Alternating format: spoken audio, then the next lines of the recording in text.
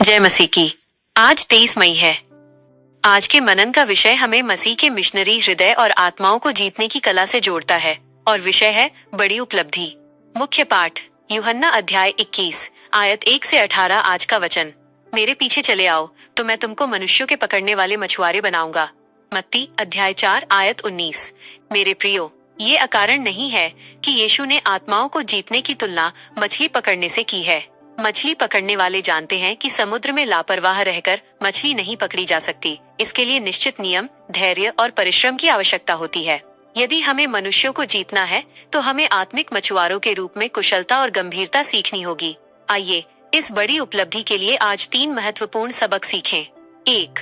जाने की तत्परता, द कॉल टू गो। सबसे पहली और महत्वपूर्ण बात यह है कि हम पापी लोगों के अपने पास आने की प्रतीक्षा न करें, बल्कि हमें उनके पास जाना होगा। यीशु स्वयं स्वर्ग छोड़कर पापियों के बीच आए। वे गांवों, सड़कों, उत्सवों, समुद्र किनारे और यहाँ तक कि कब्रों तक भी गए।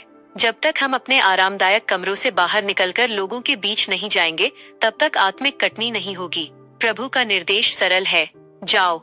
2. पहचान और नम्रता, identifying and identifying with people. यीशु निष्पाप परमेश्वर होकर भी पापियों के बीच ऐसे रहे जैसे उनमें से एक हो। उन्होंने अपना प्रभुत्व त्याग कर दास का रूप लिया। प्रेरित पौलुस में भी यही भावना थी। मैं सब मनुष्यों के लिए सब कुछ बना हूँ, ताकि किसी न किसी रीति से कई एक का उद्धार कराऊं। यदि हम लोगों को मसीह तक लाना चाहते हैं, तो हमें अपने तथाकथित मान सम्मान और अहं को छोड़कर उनके स्तर पर उतरना होगा। Missionary T.G.. रॉगलैंड का उदाहरण हमारे लिए प्रेरणा है कि कैसे उन्होंने सुसमाचार के लिए अपना सब कुछ दांव पर लगा दिया। 3. सतत परिश्रम और team work, persistence and team work. पतरस पूरी रात मेहनत करता रहा, कुछ नहीं मिला, फिर भी उसने हार नहीं मानी और सुबह तक धीरज रखा। यही वह धैर्य है जो मसीही मछुआरों में होना चाहिए। साथ ही जब पतरस को बड़ी फसल मिली, तो उसने दूसरी नावों के मछुआरों को मदद के लिए पुकारा। आत्माओं को जीतना अकेले का काम नहीं है, बल्कि एक बड़ी टीम का कार्य है। जब हम मिलजुल कर कार्य करते हैं, तो बाइबल का अंक गणित काम करता है। एक व्यक्ति 1000 का पीछा करेगा और 2 मिलकर 10,000 को।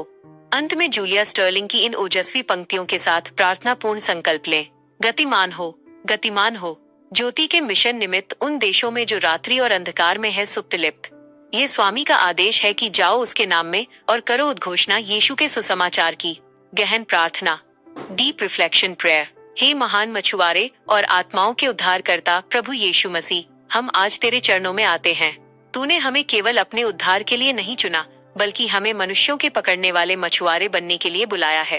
प्रभु, हमें वह दृष्टि दे कि हम उन लोगों को देख सकें जो अंधेरे और रात्रि में सोए हुए हैं। हे प्रभु, हमें वे नम्र हृदय दे कि हम अपने अहंकार और मान सम्मान के घेरे से बाहर निकलकर तेरे खोए हुए बच्चों के पास जा सके। हमारी सेवकाई में वह धैर्य और परिश्रम भर दे जो पतरस में था, ताकि हम तब तक हार न माने जब तक कि तेरी फसल न कट जाए। हमें मिलजुल कर काम करने की सामर्थ्य दे, ताकि हम तेरी कलीसिया के रूप में एक बड़ी और फलवंत उपलब्धि प्राप्त कर सके। हमारे अंदर वो आग और वो आज्ञाकारिता डाल जो हमें रुकने न दे। हम आज अपने आप को तेरे मिशन के लिए फिर से समर्पित करते हैं। हमारे द्वारा इस संसार के अंधकार को मिटा और अपनी ज्योति को हर हृदय तक पहुंचा। ये प्रार्थना हम अपने उस स्वामी के नाम में मांगते हैं, जिसने हमें जाने का आदेश दिया है, प्रभु यीशु मसीह के नाम में। आमीन। परमेश्वर आज आपको अपनी आत्माओं को जीतने की योजना में उपयोग करे और आपकी सेवकाई को बहुत बड़ा फल प्रदान करे। आमीन।